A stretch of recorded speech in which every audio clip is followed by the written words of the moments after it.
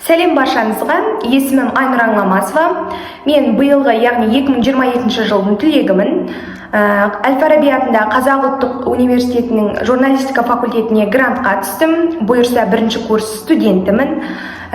Бұл видео менің портфолиоға арналады. Яғни портфолио дегеніміз, ол журналистика факультетіне түскісі келетін, яғни журналист болғысы келетіндер үшін шығармашылық емтиханда сұралатын, жалпы айтқанда шығармашылық жұмыс.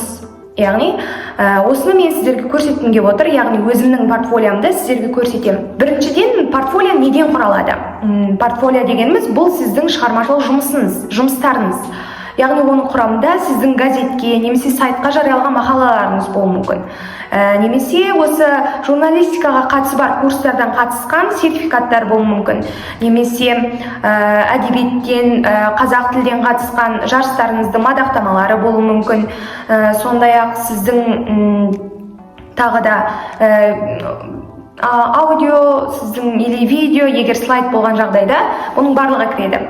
Яғни бізде былтырғы жылы, яғни 2021 жылдары карантин кезі болғандықтан оқушылар портфолионы онлайн түрінде, яғни слайд түрінде жасаған болатын. Ал биыл бізде, яғни карантин жоқ, яғни бізде офлайн форматында өткендіктен біз оны қағаз түрінде шығардық. Яғни біз слайд түрінде де, қағаз түрінде де жасадық, бірақ слайд түріндегіні онша қараған жоқ, себебі офлайн болғандықтан барлығына уақыт жету керек деген секілді қағаз түрінде көбіне бағалады.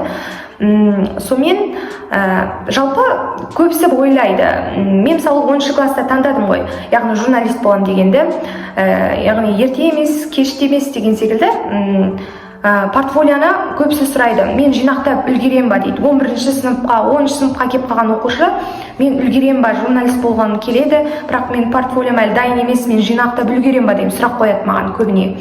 Мен айтам, я үлгересіз, неге үлгермейсіз? Мысалы, мен өзім 10-шы сыныпта таңдадым, оған дейін журналист болам деген ойымда келмеді да. Сондықтан мен жылдам әрекетке көштім, яғни мақалалар жаза бастадым, сайттарға жүктей бастадым. Енді мадақтамаларым оқулардан, жаңағы Шерхан оқулары, Абай оқулары, ондайлар өзінде болды енді бұрыннан. Как раз соларды жинақтап қойғаным бар еді, солардың барлығын қостым деген секілді. Сонымен портфолиом менің дайын болды. Ал енді сіздерге осы портфолиомды көрсетейін, нақты түсініктіріп кеттік. Ең біріншіден осы мен ойладым, портфолио деген не нәрсе? Яғни ішінде не болатынын түсініп тұрдым да, бірақ не сырты қалай болады екен деп ойладым. Ой, осы біреу көрсетсе екен өзінің портфолиосын көріп алайын деген секілді ойлар болды да. Бірақ мен осы YouTube каналдарды ақтардым, онша көп ақпарат таба алмадым да. Бірақ енді примерно, яғни шамамен түсініп қалдым қандай нәрсе екенін. Сонымен бұл әркімнің өз қалауымен жасалатын дүние, яғни оның сырты қандай болуы маңызды емес. Бастысы ішіндегілері, яғни ол сіздің шығармашылығыңызды айқын көрсете білу керек. Сосын мен ойладым да, мүмкін енді өз идеямен жасап көрейін дедім да. Кәдімгідей портфолио деген мінекей қарапайым. Осындай мысалы файл болса да болады, папка болса да болады, ол сіздің өз еркіңіз. Ал енді сіздерге біріншісін көрсетейін, яғни ең бірінші бетіне не істейміз портфолионы. Енді араларыңызда журналистика таңдап отқан оқушылар болуы мүмкін, иә? Олар білмеуі мүмкін, портфолионы қалай жасаймыз дегенде, өз басында білмедім, басында не зат, оны қалай жасаймын деген секілді. Осындай видеолар маған қажет болды шыны керек. Ал енді сіздер бақыттысыз. Бір үлгі сіздерге көрсетіліп жатыр, осыған қарап өзіңізге қалай ұнайды солай жасасаңыз болады. Ешқандай талап, мынандай болу керек, анандай болмау керек деген нұсқау жоқ. Ең бірінші бетін көрсетсем, бұл менің енді суретім, жақындап көрсетсем болады. Это портфолио. Енді өзіңіз қалағанша мына жерге оқыған мектебіңізді, туған жеріңізді жасап қоюыңызға болады.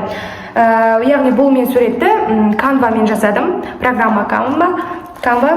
Яғни білетін болу керексіздер енді. Ол бізге өте керек. Егер журналист болам десеңіз, Canva-мен, PowerPoint-пен жұмыс жасауды меңгере бергеніңіз дұрыс. Ал екінші бетінде менде мінездеме бар. Бұл қандай мінездеме? Бұл портфолионың ішінде мінездеме болу керек. Яғни бұл сіздің мектебіңізден немесе сіз қатысқан курстың авторларынан алған мінездеме, немесе сіз бір журналда, газетте жаңағы жас тілші болсаңыз, сол редакторлардан алған. Яғни мен бұл жерде Ұлан газетінің жас тілшісімін, республикалық балалар мен жасөспірімдер газеті. Жас тілшісімін, 2021 жылы жас тілші куәлігін алдым. Бұл жайлы кейінірек басқа видео түсіруім керек, себебі ол жайлы айтатыным өте көп, Ұлан жайлы. яғни бұл ұлан газетінің берген мүмкіндіктері, біз қалай жас тілші болдық, ұлан газетіне қалай автор болуға, қалай жас тілші болуға болатынын, оны кейінірек тағы бір видео түсіремін, сол кезде айтамын. Ал екінші бетіне енді бұл жас тілші куәлігін салдым, оны кейін көрсетемін дедім. Так, одан кейін жарыстардан болғанда ең маңызды республикалық, халықаралық алған жүлделерімді орналастырдым. Марапаттар, диплом, жас тілшілер форумынан алған. Одан кейінгісі сертификат. Яғни мен жаңағы 10 сыныпта шешім қабылдадым ғой. Сосын портфолиода міндетті түрде сертификаттар болу керек. Яғни сіз белгілі бір журналистика қызығатыныңызды және сондай бір курстарға қатысқандарыңызды дәлелдейтін. Яғни мен Жас Медиа Хаус курсына қатысқан болатынмын, содан сертификат, және фактчек KZ сайтының ұйымдастырған курсына қатысқан болатынмын, содан сертификат бар. Журналистика негіздері, осы Әл-Фараби университеті ұйымдастырған соларға қатысқан сертификаттарымды кірістірдім.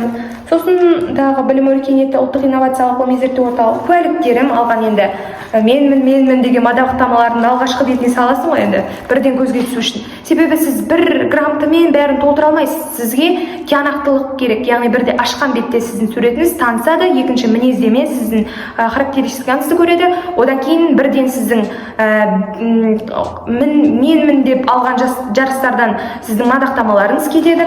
Одан кейін мен журналға шыққан мақаламды салдым. Яғни бұл бізде облыстық журнал болатын, Алты Бақан деген, соған шыққан менің мақалаларым. Одан кейін республикалық жас тілшілер, республикалық деп ұлан газетіне шыққан менің мақалаларым. Оларды кірістірдім енді алғашқы бетіне. Бірнешеуін кіргіздім, оны қарады, көрді, сұрақтар да қойды осыдан. Сұхбаттарым. Одан кейін барып мен мынандай қылып келтірдім. Яғни бұл қоғамдық жұмыстар. Яғни менің өзімнің белсенді оқушы екенімді көрсету үшін ары қарай портфолиома қоғамдық жұмыстардағы суреттерім. Яғни бұл аудандық дебат ойындары, яғни Ұшқын фракциясы бойынша қатысқан осы суреттерді кіргіздірдім. Одан кейін дарынды оқушылармен кездесу, сосын тағы да бір кештерде өзімнің белсенді екендігімді, атсалысатынымды көрсету мақсатында суреттерді. Бұның барлығын айта өтейін, жаңа атап өттім ғой, Canva бағдарламасымен, яғни Canva программасымен жасаған болатынмын. Және жас тілшілер форумы, осы 2022 жылдың сәуір айында өткен жас тілшілер форумынан суреттерді кірістірдім. Өте ерекше болды. Және бұл аудандық Сарысу газетінің редакциясында бір күн дейді, осыларды да кірістірген болатынмын. Сонымен қатар ұмытпаймыз, бұл біз журналистиканы таңдағаннан кейін біздің әлеуметтік желіміз, мысалы Instagram парақшамыз, немесе YouTube арнамыз, бұл біздің тағы бір шығармашылығымыздың көрінісі. Және біз оларды дамытуды ұмытпауымыз керек. Мінекей мынау Instagram парақшама салған посттарым, сұхбатым жариялаған, осыларды да кірістірдім. Бұлардың барлығын пайдасы тиеді. Ал әрмен қарай жаңағы аудандық, қалалық, облыстық жарыстарда қатысқан орындарым, солардың барлығын кіргізген болатын. Негізі мен осы портфолиомен қатар өзімнің өлеңдер жинағымды да апарған болатынмын. Бірақ мен журналистикаға барып тұрмын ғой, мен филологияға ақын болғым келіп, немесе басқа да оймен барған жоқпын, сондықтан оны қараған да жоқ. Яғни менің өзімнің өлеңдер жинағым болды, бірақ оны көрген де жоқпын, уақыт жетпей қалды, көрсеткен де жоқпын. Ал одан кейінгісі тағы бір жаңағы сіздер шаршатып жүрген осындай папка. Бұл папканың ішіне газетке шыққан мақалаларымды салып бардым. Бұның барлығын қарады, емтиханда қарайды, комиссиялар көреді, қандай тақырыпта жазады, не туралы жазады, қай жерге жазады, оның барлығын сұрайды. Мінекей осы менің портфолиом өте керемет деп те айта алмаймын, бірақ менің шығармашылығымның көрінісі, яғни мен қалай елестеттім, өзімді қалай таныстыру керектігін осы үлгіде, осы реттілікпен көрсеттім. Және мен жоғары ұпайларды алдым, қазіргі таңда грантқа түстім. Рахмет, болды, видео аяқталды.